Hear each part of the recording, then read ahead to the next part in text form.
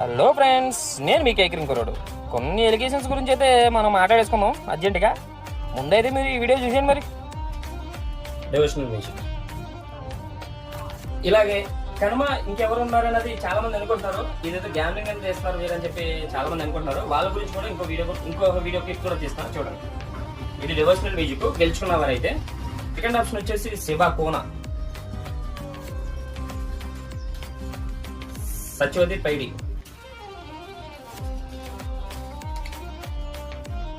Balugoud.